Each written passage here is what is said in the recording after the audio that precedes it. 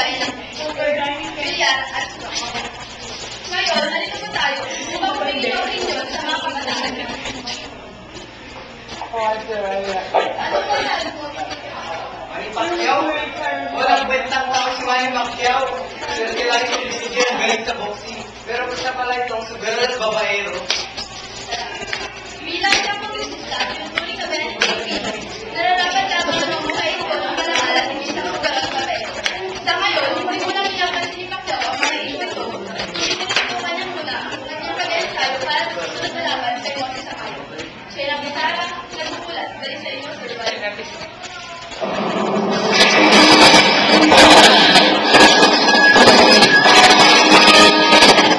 Salamat, Shena. Abangan naman natin ang Balitang Showbiz na maglagay ng panahon sa pagbabalik ng Balita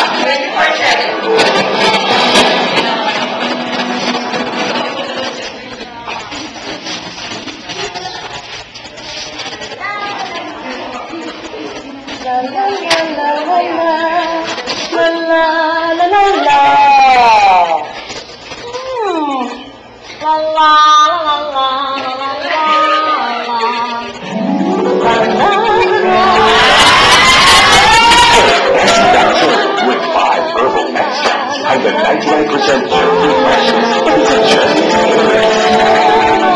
You serve antibacterial with 5 herbal extracts.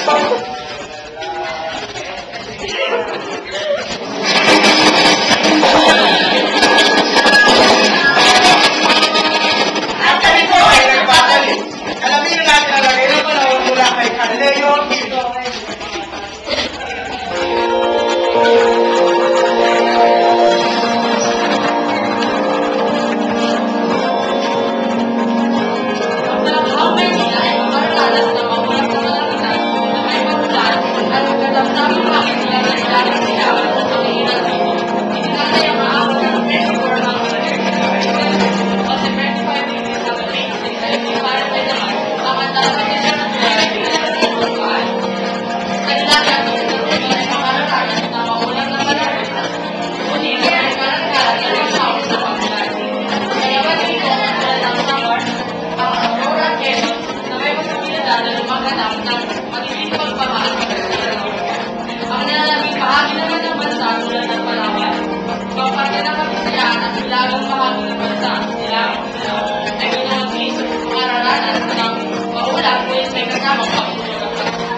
Sa mga baybayin na agad naman ay magiging karapatan ng maglumalon.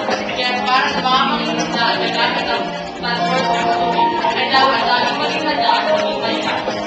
Kunting kalaban. Gusto ngayon ang decade na maraming nababahalang mga tao naninirahan sa mawalan ng gas, partikular na dito sa Samar at Surigao. Sa ganitong panahon, maraming na mga umaatake, kaya dapat magkanda. Malikuman nila ang pangalan, ayon sa pagsusulit, walang tingin tao ang namamatay dahil sa lamang partikular na decade.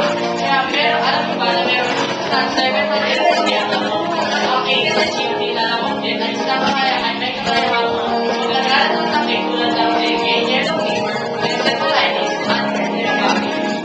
Ang lamang ay naaakit na sigalayan tulad kaya nakikita ng aking sinagula. Kaya mas kailang naman namin ng light colors sa pagbabaran.